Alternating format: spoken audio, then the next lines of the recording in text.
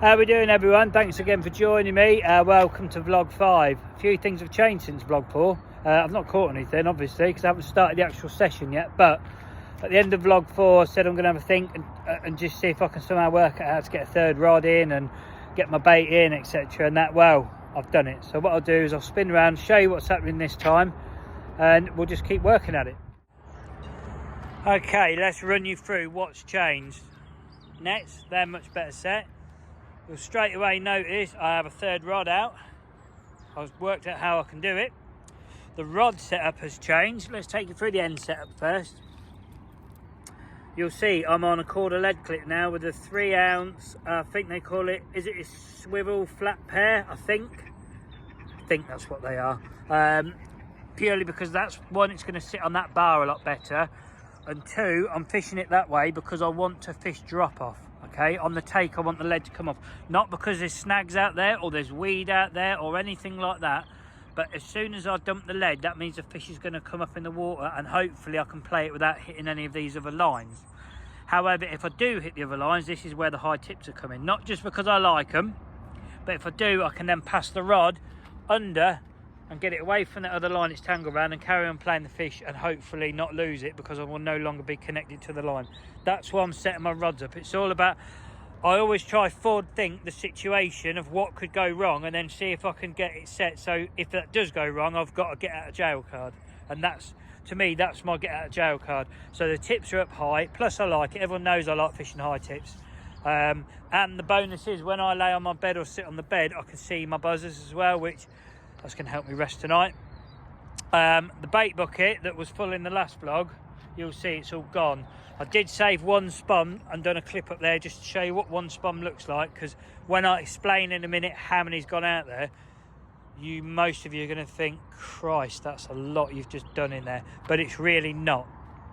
Okay, my mate I was talking to on the phone this morning, I said I'm going to fill it in with what's left in this bucket, and I said I think there's about 5.5 kilos sitting there, and he's like, well, how many spums is that? And I said, you know, I'm going to count it. I've never done it, I'm going to count it. I normally just get in the zone, start walloping them out until it's ran out. So in the last, I've probably been spumming about an hour and a half, I think, something like that. I've put 173 medium-sized spums out there. 6 of them didn't open, so I've actually put 167 spums of bait over that bar in maybe an area of, say, 5 bivvies worth. If you line 5 bivvies up in a line over that area, and that's what I'm going to dot the 3 rods on. That sounds a lot of bait in a lot of people's heads, but I'm going to run you through quickly the maths of the actual bait I've got, because this is something you can think of in your own fishing. My mix was 1 kilo of salt, 3 kilo of pellet, 3 kilo of corn, and 1.5 kilos of boilie. The salt will dissolve to nothing. Salt dissolves in water, it goes to nothing. All that is for is a scent, to leave salt around the area and to soak in the baits. So there's 1 kilo gone. The pellet, which is 3 kilos worth, will break down to a fine dust and a mulch. It's nothing, it's not an actual food item as far as I'm concerned, unless the carp eat it when it's whole. And when they come in and feed and start moving their tails around, that will just get washed and sifted, and it's just, so to me that doesn't even count. So there's 4 kilos of it gone. So I'm left with 4.5 kilos now. 3 kilos was sweet corn. Carp digest sweet corn so quickly, it's unbelievable. It's like us eating crisps. They can just smash through bags and bags of it and it doesn't fill them up. So to me that doesn't even count, because that's just more of a visual attraction and to bulk out the mix. So I'm actually now left with 1.5 kilos of boilies. So to me I've put 1.5 kilos of bait out there. That's all that's actual food is sitting out there. So if you imagine 3 carp come in on that spot and feed, all each of those carp have got to do is eat 0.5 kilo of boilie each. If you've got 0.5 kilo of boilie out of a bag, put it on the floor and look at it, it's really not a lot. It's like us picking away a bag of Maltesers or something, or well, one of them share size ones, but to me that's a normal size. But that's another story. So if there's 3 carp come in, they've got to eat 0.5 kilo of boilie. 6 come in, they've got to eat 1/4. If 12 come in, they've got to eat 1/8. And if any more come in, there's going to be nothing there for them, is there? So that really isn't a lot of bait to clear up. And it's going to last me. I have got another mix I'm going to do. I'm going to show you that shortly. another mix, because I have got more bait, because that isn't going to last my session out as far as I'm concerned. I've got another 4.5 kilo that I'm going to mix ready to finish the session. So by the time I leave here, I will have put 13 kilos out there on that bar. So if you're watching this and you want to fish singles at the weekend, because I'll be gone by Thursday morning, yeah, 16 3/4 wraps. It's had 13 kilo bait going it by then. But I'm going to take you through the rigs, because they've changed as well. Bivvy's semi-tidy for me, to be fair. Rigs wise, 3 are all going out on hinges, okay? 6 inches of KORDA IQ2 and 25 ultra short hinges, you'll see, like minute. I want them as close to the deck as possible. One is a Proper Jobs pop-up Tangy Peach, which is the white. The pink one is a Mad Baits ISO cream one. I think I had that on before. Lovely smelling bait, that. Super buoyant as well. And the other one is the old Proper Jobs pop-up banana jobby, which is that one. And all 3 of these, the Proper Jobs pop-up and the Mad Baits, I rate them on par with each other.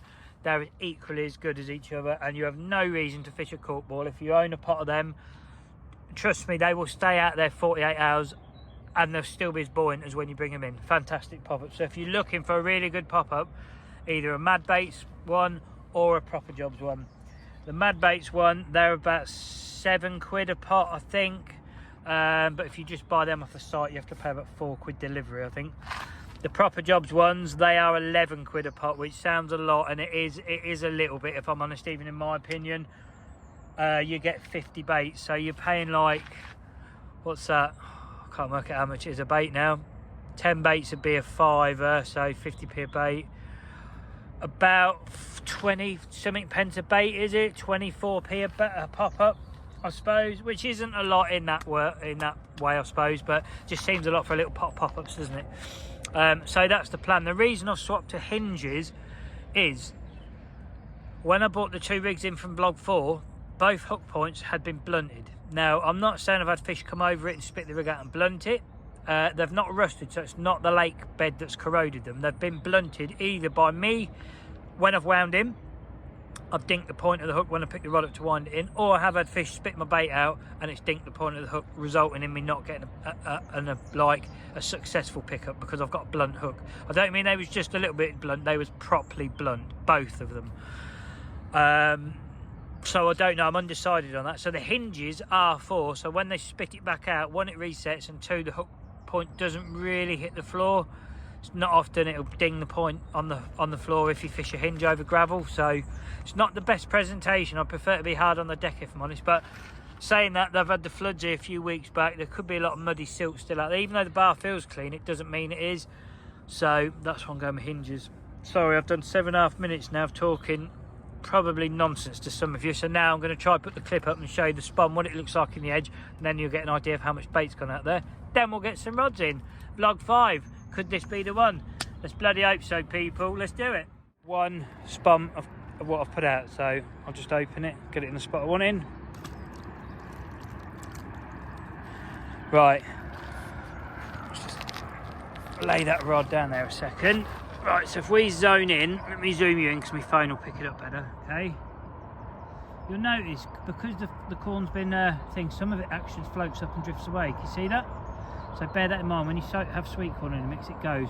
But that is 1 spum, 1 medium spum. So I've put 167 of them out. So if you added that in a square, like, zoom you back up. If you added that in sort of a big area, well, it's not. I'm not in a tight area at all. I'm probably over 5 bivvies worth. I've spread it. I don't keep it tight because I don't like tight baiting. I think it makes the fish harder to catch. So when you put it like that, there's just a big area of loads of little bits.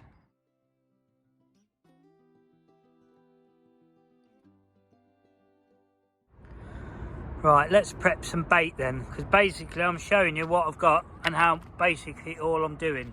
So we'll start with the sweet corn. I've tried to open everything so I can just do it one-handed. So let's pour that in there. It's much easier with 2 hands, but one of you's on phone. Right, there's one. See, the golden grains, 2. Yep, some on the floor, never mind. Ducks will eat that, won't they?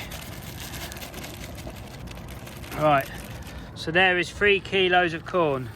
looks loads, it's really not. 3 kilos of corn is not a lot. So into that,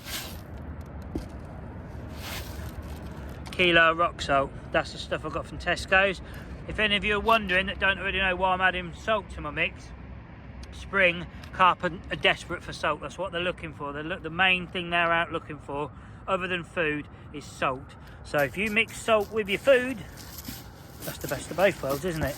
So just give that a quick stir up, just so that salt covers it, because you want the salt, most of it will dissolve and soak into the bait, so the bait then remains salty.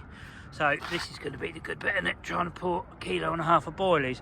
So you see we've got 18 mil cell, 15 mil cell, 15 mil essential cell. So that's gone all right. See, that's not a lot. It's not a lot of bait there, really. It only looks so much in the other bucket because I had 3 kilos of pellets in there. And then for the additive, the old turbo stuff, look at the colour that comes out. That should be yellow. Proper good dosage of that. Okay, so now keep mixing it up. I don't know if there's enough liquid in that yet. There probably isn't. Filming's terrible as well, Kev, as usual. Good man. Oh yeah, a lot of you asked what my actual name is. Kev, that's my name. I've had a few people that I've met on this saying, "Hey mate, what is your actual name?" I'm not called the East Coast Surfer. I'm sure you've all worked that out now. My name is Kev. Blank it up, Kev. So that is the mix. Let me get out the bloody sun. That is the mix. The golden grains and boilies and salt and liquid. So happy days. That is for tomorrow and the day after. So as you'll see, that really isn't that much bait. The only reason it looks a lot less than the last vlog is because, like I say, the 3 kilo pellet, it bulks it out. 3 kilos of corn, that's cost like 5.5 quid. And there's about, I don't know, 16, 17 quid off of boilies. So that bucket's, and with the liquid, probably, and the salt, I don't know, 25 quid. You could happily fish that over a whole weekend. You don't actually need as much as that if you just wanted to fish little spots and fish for a bite. My approach is I'm trying to get every fish in the lake into this area and feed on that spot. I don't care which one I catch, but the more that feeds on it, the more chance I've got to catch one. That's my theory. Obviously you're never going to catch every fish in the lake, and sometimes you could work it so you don't catch any because you have put too much in. I don't think I have. So now I am going to get some rods out. You can see I'm trying to get out the sun, so if I come in there my face looks red. It's definitely warm, so let's spin the camera and let's get 3 rods out. Okay, it's time to get some rods out. The right hand rod, I've got to look what one I've got in my hand, is going to be fished on the yellow pop-up. I have sharpened my hooks, as I always state that I do. For anyone that's new to hook sharpening, if you do sharpen them, get yourself a little pot of Vaseline and just bury the point in the Vaseline so it sort of comes out. I don't know if you'll see that. That will stop it rusting. It will not stop you getting a bite. It won't. That amount of Vaseline on there will not stop it pulling in. I will pull a bit off just in case people think it does, but it doesn't. So that's what it's like. The point's proud now. And also check your pop-up. I know a lot of you will already know, yeah, we know what you're going to say.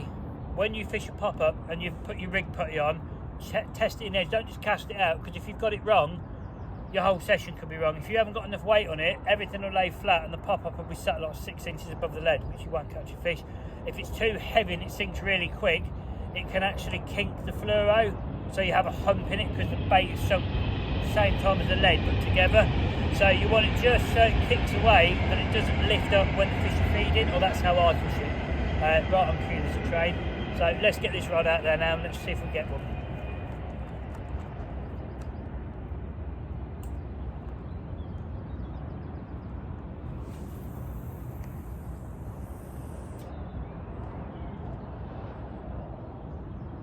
Perfect.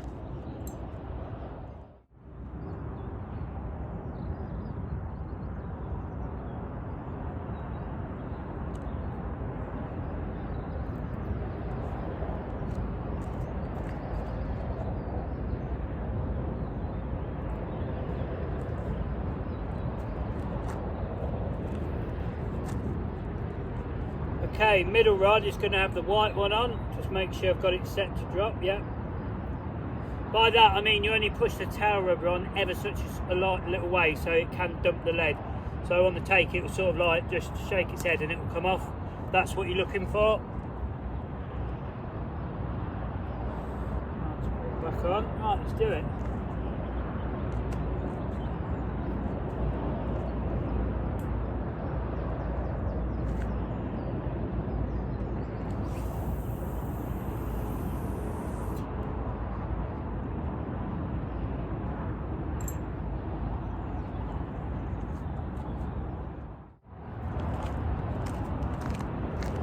Third and final rod is the left. It's the pink. I've just Vaselined it up. I'm just going to test it and we'll get it out there. Perfect.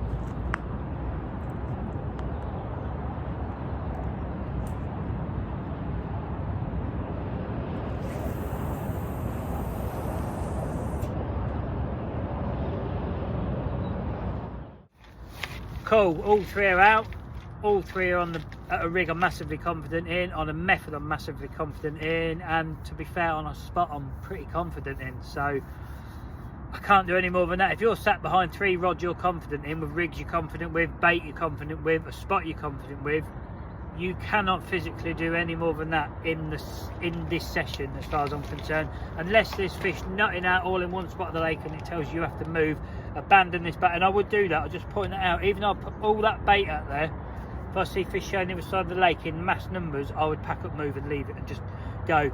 People get so stuck because you put bait out, you sit on it because you think, if I sit here long enough it's going to pay off. At some point, yes it will, but that could not be during the time you've got available to be sat there on it. You know, I've got 3 more nights, 4 if I really want to push one more, but I'm not willing to sit here for 3 nights thinking, well, on night 3 by then there'll be that's not how you should think. That's the wrong mentality. You have to think, right, I've put my stall out because nothing to show me anything else to do and go anywhere else. I put it on a spot I'm happy with, that I think I stand a chance of catching a bite.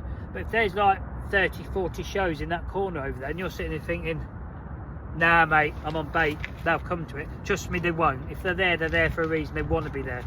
You know, all you're trying to do in your area when you're doing what I'm doing is when they come across your area, stop them and bring them down and keep them there till all that bait's gone. That's how you catch the fish. It's not because you put out Mainline's liquid or sticky baits, boilies or dynamite pellet. It's just none of it. All it is you've stopped those fish in their tracks, you've pulled them down to your spot and they've decided to feed on what you've put there. That's it. That's the bottom line. So I'm just going to sit here and enjoy the sunshine now. I can't do any more. To me, them rods are not moving now. The only time they're coming in is if I get a bite. If not, they'll come in tomorrow dinner time at the end of this vlog, because that's when it'll be. So we've got 22 hours, I'm guessing, on the dance floor fishing now. So let's see how it goes. But while I'm in this clip, I will just say, as I always do to all you lot, thank you very, very much for keep watching, liking, commenting, sharing. A massive shout out to all you subscribers that are subscribed. Thank you very, very much. The numbers go up every time I put a video out. So it is massively appreciated by me. I don't just say it to get people to do it. I genuinely mean it, because without you lot, I haven't even got a channel. I'm just some bloke that's uploading fishing videos that nobody's watching, you know. And if you are new to the channel, have a look through. There is videos where I do catch fish. I don't always not catch anything. Sometimes I fluke a few out here and there. If you want to stick around, click the subscribe button. It's free. You're not tied to a contract. It doesn't cost you nothing. These videos never will cost you anything. And if you want to leave any time, just click on subscribe and adios. But what was I going to say? I was going to mention something as well. I can't think now. Videos, that's what I was going to do. Right, I said in I think it was a day ticket video, it might have been a Trent video, I'm going to try release my videos every Saturday now, so you're guaranteed a Saturday video, and try and get one out on a Wednesday. I've been thinking with this spring campaign, if I do that, the amount of volume I'm going to be fishing, hopefully, by the time the end spring videos come out, you're going to be midsummer, and then it's not relevant. So basically I'm going to put them out either 24, 48 hours after I've filmed the session. They may come at a cost that some weeks you get nothing, but you might just end up with a Saturday video, or you may even not get that. But hopefully you understand that I'm doing it this way, because one, if you, I'm on Tuesday, no, Monday, sorry, I'm on Monday now, see, so if I put this out on Wednesday, and you watch this Wednesday night, and you turn up Thursday morning, and I'm going home, you'll know that there's a load of bait on it on that spot. And that's relative to you then. You can, it's useful to you, because you can think, East Coast is in here, he blanked his arse off for 4 nights, but he's filled it in, let's get on it. there you go, you're welcome, enjoy, hope you catch something. But if I put this out in 4 weeks time and you're like, oh shit, we didn't know it was there, we could have gone there. You see what I'm saying? So I'm going to change the schedule around a bit. So you're going to get a video. If I'm releasing a video, it will be out at 6 PM. I will make sure I always release my videos at 6 PM at night. If you're a subscriber and you haven't, click that bell thing, that bell button, and that will tell you East Coast Surfer video. It will tell you I've put one out. So, or you can just check on YouTube at like a couple of minutes past 6. If I've released one, it will be there, trust me. It will always be 6 o'clock. And I'm going to try my best possible to stick to every Saturday, guaranteeing you a video. But there is going to be things happen this year, holidays, work, other commitments I've got, where some Saturdays you'll just have to miss out. And I apologise now, there's not a lot I can do about it. But I am trying my best to get as much content out and as much useful content as possible to you. So for now, I'm going to shut up, have some food, chill out, and hopefully bring you back with a fish, because we're 15 minutes in. You've seen 3 rods go out and a bit of a spawn in the edge. That's it, and some bait mixing. So anyway, fingers crossed, people. I just thought we'd have a little afternoon update. Basically, I've just been chatting to a long-term member on here for quite a while, probably an hour, I guess. Just stood there. He's going to go in the peg next to me up on here and fish sort of the same, but I think he's going on the further bar out than I'm on, but he's nowhere near me whatsoever. I was just talking about setup, and it was like, do you know what, you're one of the few people I've seen set up in that way. And I was like, here we go, another one with the tips up. He said, you're fishing the bar correct. He said the bars are so savage here that if you have any line touching them, bang, you're going to get cut off. He said, are you dumping the lead? And I was like, yep, on the tape, just to get the line up off the bar. And he's like, he's fished here a lot of years, and he said so many people get cut off here. So it's good to know that I'm set up correctly, or as correctly as I can be. So maybe take note of what I've sort of said. I'm not saying fish like it, I'm just saying take note. Also, he's informed me that this pit is a lot bigger than I said it was in one of my previous vlogs. I said it's 16-18 acres, I'm not sure, I'm guessing it's actually 36 or 38. So yeah, add 20 acres on what I told you, so it's over double what I've said. But don't let that bother you, because at the end of the day, the spots are only where you can reach to, and the rest of the water is just like where the fish swim around them. Just chill out and get away from us, not trying to catch them. But the actual spots are all reachable. Apparently there's a real flat spot out in the middle, which is about 160 out. That's out of my range. But he says, yeah, there's a shallow bit out there about 160 yards out. Or if not, you fish the closer bars, which I'm on now.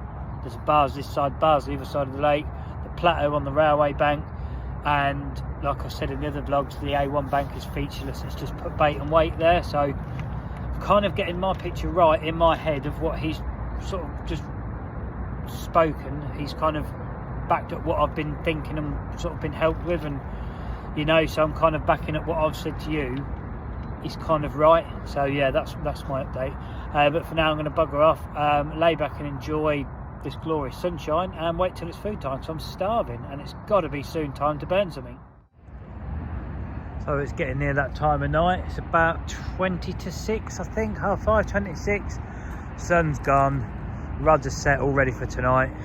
You know when you kind of feel like you're getting close. I've got that kind of feeling, whether it's tonight, tomorrow morning, or in the next vlog, I don't know, but I just feel like I am getting close now. I feel like I'm fishing the right area, the right method, everything's right, and even the bloody barbecue looks like it's working. Look at that, got some different firelighters, so things could be looking up. So all I'm going to do is have a barbecue, ease myself into the night, and hope at some point during the hours of darkness or first light, one of these little babies rips over and we're in.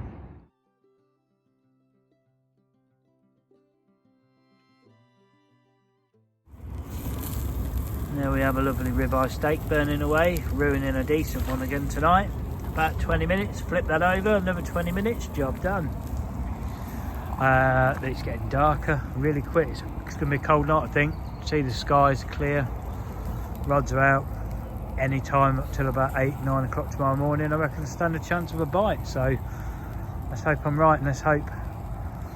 I'm pretty confident I'm in the right area where I should be, and like I said in the vlog 4, I think we're on vlog 5 now, I've lost where I'm at. I'm all building up for tomorrow when that westerly comes in.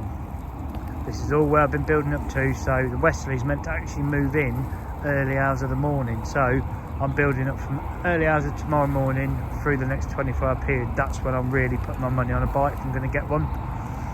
Semi-confident of one tonight. I've got my bait out, I've got my rigs out, I'm happy, I'm on the spot. Let's see what tonight brings. But for now, let's get that a turnover, come on, without sticking to there, look. Oh Christ, it's still bloody frozen nearly. I thought I'd defrosted it. Never mind, let's keep on going.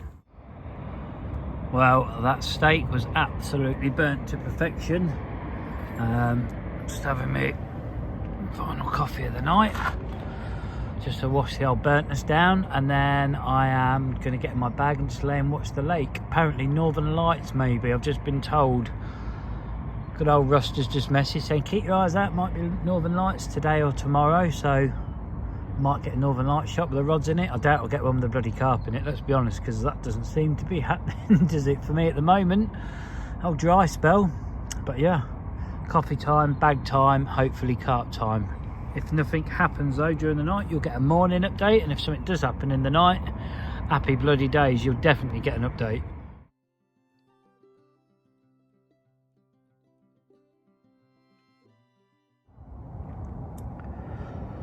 It is 1:20 in the morning, and I've just sort of like been awoken by a fish banging out. I don't know how well it will show it, but you might see like a difference when you look at across the lake. That is fish with their heads down on that bait, 100%. If the moon was out, you'd see it as clear as anything, but it's not now, it's gone. But that different coloured looking water out there is exactly where the bar is. It's flattening off. They're feeding on, I'm guessing, the stuff coming out the pellet now, where they're sifting around the bottom and the pellet's getting mushed around and moved around. That's what's bringing that up. So that is definitely fish feeding. So I'm hoping any time one of those rods is going to go. Be better at first light, wouldn't it? It's much easier in the daylight to do it and sort it out and picture it, but I'll take it in dark hours. But yeah, fish are definitely on the area. Fingers crossed that one slips up and picks up the wrong bait, or the wrong bait I should say.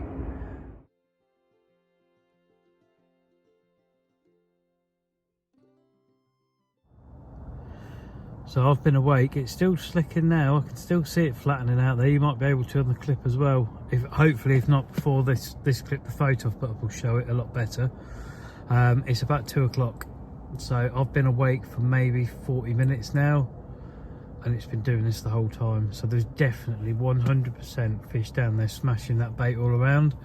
It's flattening off the lake to the right hand side of me, so there must be an oil content of some description, I would imagine, in the pellet. I think all pellet must have some kind of oil in it.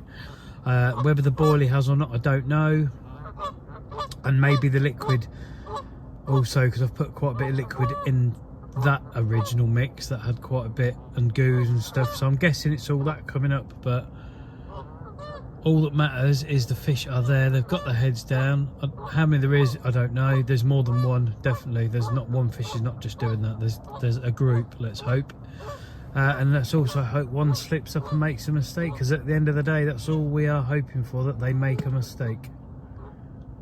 And that's how we catch them. The presentation I've got out there, the hinge over hard gravel, is not the ideal presentation, but it is the presentation that's going to keep my hook point sharp for when one picks it up. Because I still think they get away on a hinge more. I don't think when they pick it up, bang, you've got them.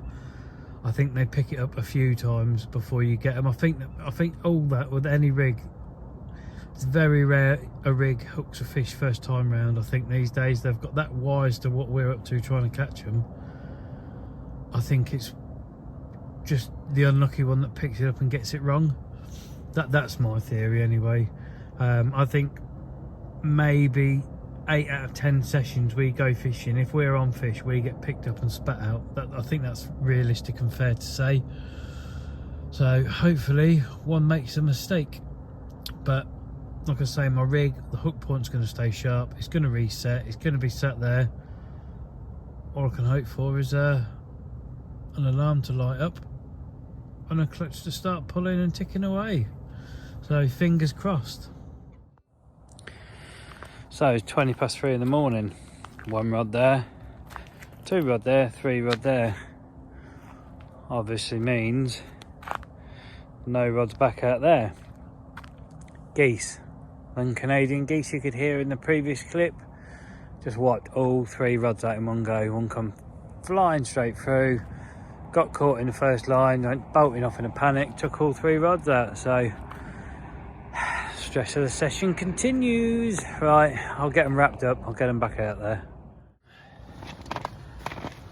Well, all 3 rods are back out. It's one of them things, isn't it? It's wildlife, it lives here. I'm just a visitor. So some people get really stressed. Oh, the birds have wiped me out. It happens, it's all part of the fishing, isn't it? Do I think they've cost me a bite? Quite possibly, if I'm honest. I was quite confident I was going to get a bite. Still could. In all fairness, all 3 did go out first chuck. Bang, bang, bang, hit the clip, felt the drop perfect.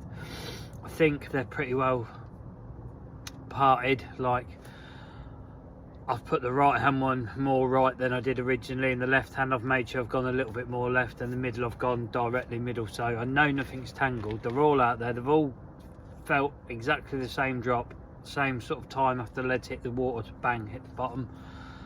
I've spread the bait quite a big area earlier, as I've stated, so I'm over bait. All hook points are sharp. Vaseline was still on the hook point, so I hadn't been done either, which is nice. So maybe it might not make any difference. It's 3 casts. It's 3 casts that I didn't want going over the top of feeding fish, but what can you do? I've got the kettle on. I think the gas can's just run out as well. I've got another gas can, but that's just something else that adds to the session, isn't it?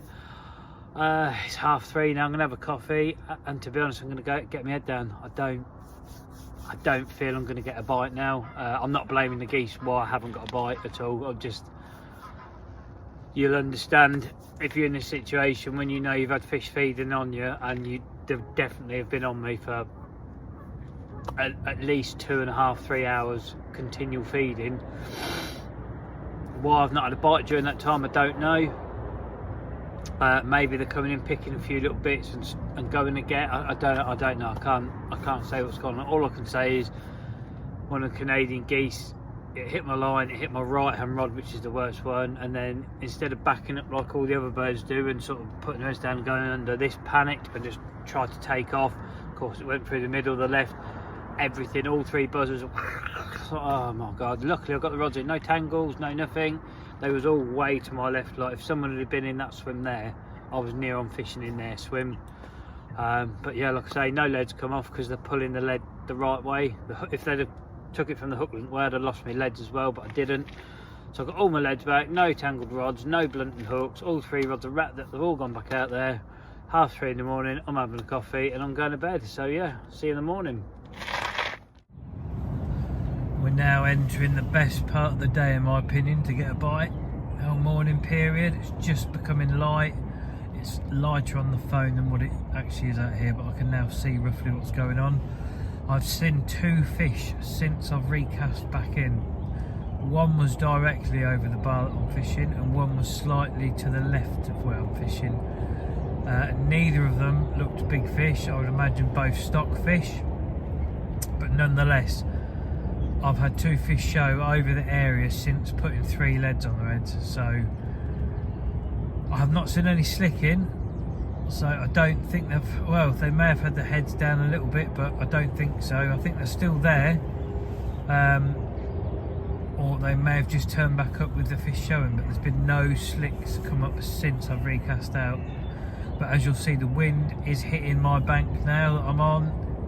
This is what I set up here for on the Sunday. It's now Tuesday morning. It's like I said in the previous vlog, I'm playing the waiting game. I'm getting in front, getting my bait in, I'm getting on the spots, ready for this west-southwesterly to blow in. That has now started. So yeah, I've got this morning, today and tonight and tomorrow morning with the wind hitting this bank. The pressure is going up. It's going to hit 1,021. On Sunday when I got it, it was 1,007. It's going to go to 1,021, so it's climbing all the time, but that's why I'm on top of the bar.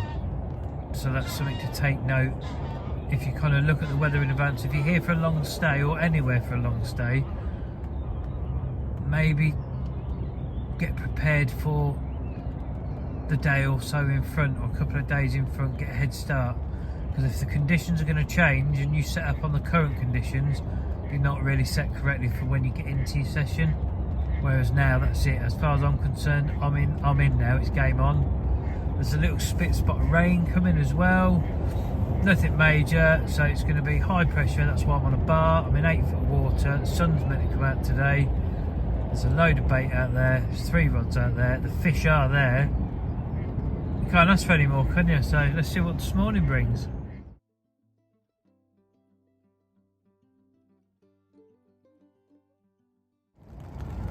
I'm still laying here. I've had a very lazy start to this morning. It's now nearly 8 o'clock. The rain is still pitter-patter on the shelter. Shouldn't be raining now. Should have stopped by 6 o'clock. I've had about 2.5 hours of rain on and off. Absolutely no fish. I've not seen any more fish. No liners, no slicks, no nothing.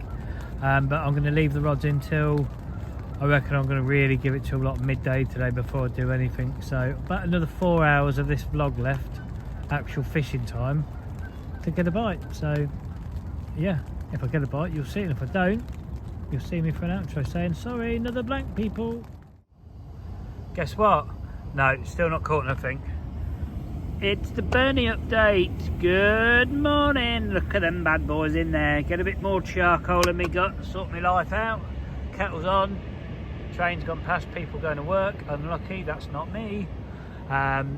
It's about 9 o'clock now, getting on that way. A1 slowed down a bit traffic wise. People have obviously got to work or where they're going. I'm going to give it 3 more hours. I'm sitting here debating, thinking, right, what can I do on the next vlog? Because I would like a bottom bait out there.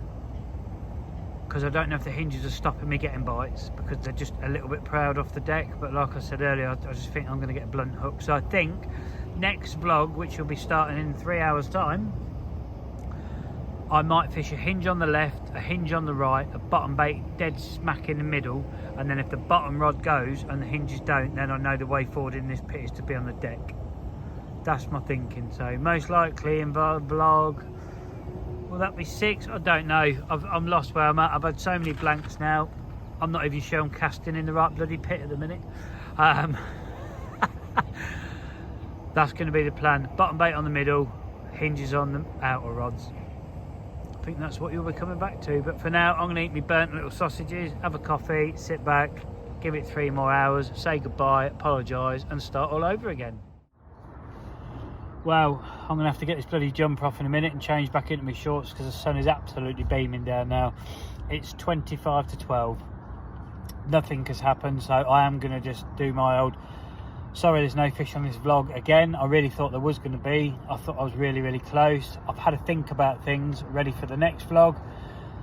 Some of you might be interested what the next vlog's going to entail. A lot of you won't be expecting it, but it is going to be what it's going to be. So on that note, I do hope you join me for that again. Sorry there's no fish. I hope you've enjoyed this vlog and there is something in it you can take from it. And again, thanks for the support and sticking with these blank after blank after blank vids that I'm uploading. But until next time, folks, take care, be lucky if you're out, and thanks again for watching.